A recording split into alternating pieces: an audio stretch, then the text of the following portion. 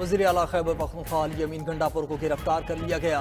Opposition leader Omar Ayub کا دعویٰ، سرکاری ذرائع نے علی امین گنڈاپور کی گرفتاری کی تردید کر دی۔ کہا وزیر اعلیٰ خیبر پختونخوا کو گرفتار نہیں کیا گیا۔ مشیر اطلاعات کے بھی بیرسٹر سیف کا کہنا ہے کہ وزیر اعلیٰ علی امین گنڈاپور کو باضابطہ طور پر گرفتار نہیں کیا گیا۔ وزیر اعلیٰ خیبر پختونخوا 25 اکتوبر تک ضمانت پر ہیں، ان کی گرفتاری توہین عدالت ہوگی۔ وزیر اعلیٰ کو اگر گرفتار کیا گیا تو یہ خیبر پختونخوا کے عوام کے مینڈیٹ کی توہین ہوگی۔ جعلی حکومت کو غیر آئینی اور غیر قانونی اقدامات کا جواب دینا ہوگا۔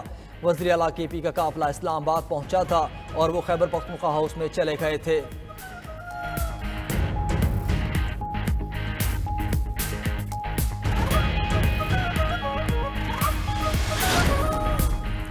وفاقی دارالحکومت میں غیر قانونی اجتماع کی اجازت نہیں دی جائے گی۔ چیف جسٹس اسلام آباد ہائی کورٹ عامر فاروق نے تاجروں کی درخواست پر سماعت کا تحریری حکم نامہ جاری کر دیا۔ حکم نامے میں کہا گیا کہ ایک سیاسی جماعت کے کارکنان ریڈ زون کی جانب مارچ کر رہے ہیں۔ کارکنان کا ریڈ زون میں اجتماع دیگر شہریوں کی نقل و حرکت منجمد کر دے گا۔ حکم دیا جاتا ہے اسلام آباد میں امن و امان کی صورتحال کو برقرار رکھنے کے لیے مناسب اقدامات کیے جائیں۔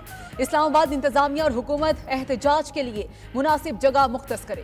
دوران سماعت چیف جسٹس عامر فاروق نے ریمارکس دیے، ایسے لگ رہا ہے شہر حالت جنگ میں ہے، کرفیو کی صورتحال ہے، کسی کا حق نہیں وہ سڑک کے درمیان اکٹھے ہو جائیں اور میرا راستہ بند کر دیں۔ عدالت نے سیکریٹری داخلہ کو فوری اقدامات کر کے حالات معمول پر لانے کا حکم دے دیا۔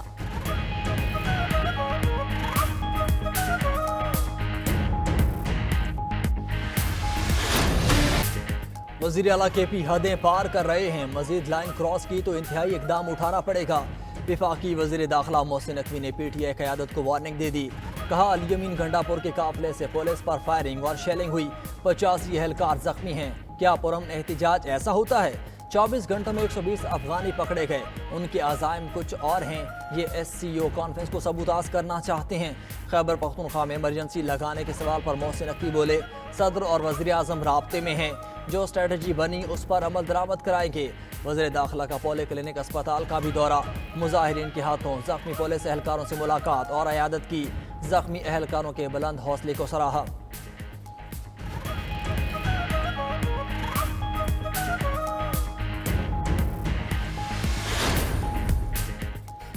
اسلام آباد میں فوج تعینات، اضافی نفری طلب کر لی گئی۔ فوج کو صورتحال کشیدہ ہونے پر کارروائی کے اختیارات بھی مل گئے۔ شرپسندوں کی موجودگی یا خطرات کی اطلاع پر فوج وفاقی پولیس کے ساتھ مل کر کارروائی کرے گی۔ اسلام آباد میں فوج کا گشت جاری، نوٹیفیکیشن کے مطابق فوج کو شنگھائی تعاون تنظیم سمٹ کے لیے تعینات کیا گیا۔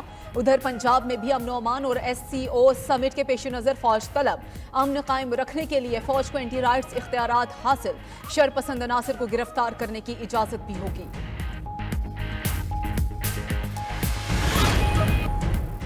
اسلام آباد کے داخلی اور خارجی راستے دوسرے روز بھی بند، جڑواں شہر میں دفعہ 144 نافذ، موبائل فون سروس معطل ہے۔ راولپنڈی اور اسلام آباد کو ملانے والے راستوں پر کنٹینرز موجود، فیض آباد پل پر بھی ڈبل ایئر کنٹینرز رکھے گئے۔ میٹرو بس سروس سمیت پبلک ٹرانسپورٹ بھی معطل۔ پولیس اور دیگر قانون نافذ کرنے والے اداروں کے اہلکار ہر صورتحال سے نمٹنے کے لیے الرٹ۔ ادھر فیض آباد کے قریب پولیس کے ساتھ جھڑپوں میں گرفتار 200 سے زائد افراد اے ٹی سی میں پیش۔ انسداد دہشت گردی عدالت نے 17 کارکنان کا 7 روزہ جسمانی ریمانڈ دے دیا۔ مظاہرین کے پتھراؤ سے 4 اہلکار شدید زخمی ہوئے۔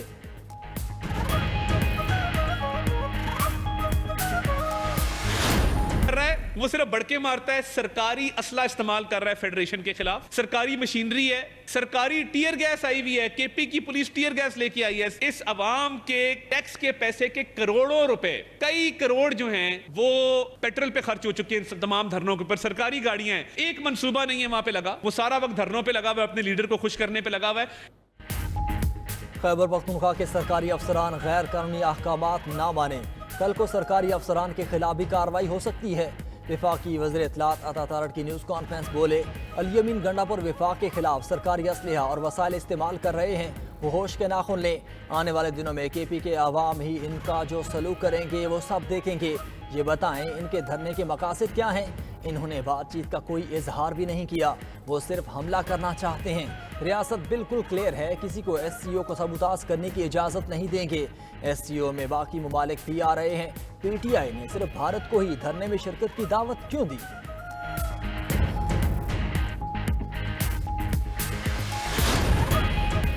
वफाकी हुकूमत का खैबर पख्तूनख्वा को बाकायदा वार्निंग देने का फैसला। आर्टिकल 149 के तहत इख्तियारात इस्तेमाल करते हुए खैबर पख्तूनख्वा हुकूमत को सरकारी मशीनरी और वसाइल इस्तेमाल करने से रोका जाएगा। वज़ीर आज़म शहबाज शरीफ ने समरी की मंजूरी दे दी। काबीना से मंजूरी के बाद बाकायदा हिदायतनामा जारी कर दिया जाएगा। उधर वज़ीर आज़म शहबाज शरीफ से गवर्नर खैबर पख्तूनख्वा फैसल करीम कुंडी की मुलाकात। केपी समेत मुल्की सियासी सूरत हाल पर तफसीली गुफ्तगू। मौजूदा सूरत हाल पर काबू पाने के लिए मुख्तलिफ ऑप्शन भी ज़ेर गौर आए। सदर आसिफ अली जरदारी ने गवर्नर केपी को इस्लामाबाद में रहने की हिदायत कर दी।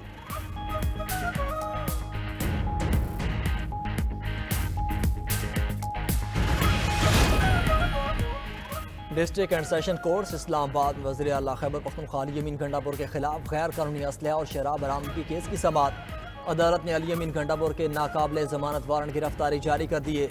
अदालत ने रिमार्क्स दिए, मुतअद्दिद मरतबा अदालती तलबी के बावजूद अली गंडापुर अदालत पेश न हुए।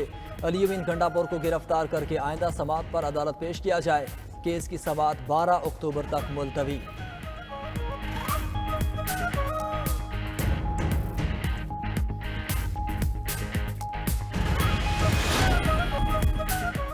दहशतगर्द इसराइल के लबनान में ज़मीनी और फ़ज़ाई हमले जारी। मज़ीद 37 लबनानी शहीद। शहुदा की तादाद 2000 से बढ़ गई।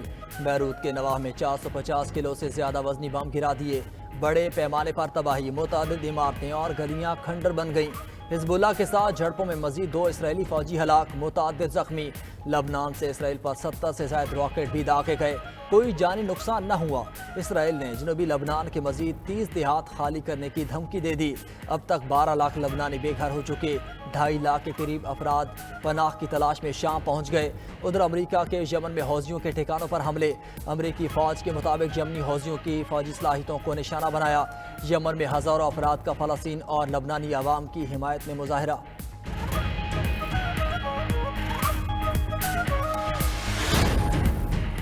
हिज़्बुल्लाह के सरबराह शहीद हसन नसरुल्लाह को आर्जी तौर पर एक खुफिया मुकाम पर इमानतन दफन कर दिया गया। अरब मीडिया का दावा। गैर मुल्की मीडिया के मुताबिक हसन नसरुल्लाह की इज्तिमाई तदफीन के लिए मुनासिब हालात का इंतजार किया जा रहा है।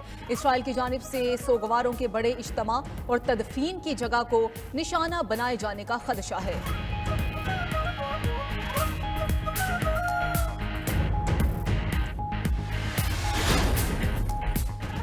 इसराइल की सबसे ज़्यादा मदद हमने की। नेतन्याहू ये बात समझें। अमरीकी सदर बाइडन की मीडिया से गुफ्तगू।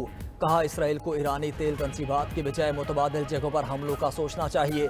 ईरान पर मज़ीद पाबंदियाँ भी ज़ेर गौर हैं। उधर इसराइल की धमकियों के पेश नज़र ईरान ने जवाबी हमले की तैयारियां शुरू कर दी। खबर एजेंसी के मुताबिक ईरानी मिसाइल्स को ज़ेर ज़मीन अड्डों से ऑपरेशनल पोजीशन में लाया जा रहा है।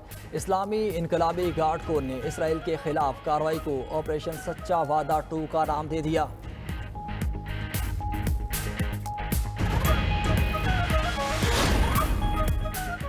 अमेरिका की 6 रियासतों में तूफान और सैलाब से हलाकतें 223 तक जा पहुंची। सैकड़ों अफराद ताहाल लापता हैं। शिमाली कैरोलिना में सबसे ज्यादा तबाही हुई। फ्लोरिडा में भी बड़े पैमाने पर नुकसान हुआ। 7 लाख अफराद ताहाल बिजली से महरूम हैं। उधर कैलिफोर्निया के शहर सान बर्नार्डिनो में लगी आग पर काबू पाने के लिए जेट तैयारों का इस्तेमाल। तैयारों के जरिए सुर्ख पाउडर का छिड़काव किया गया।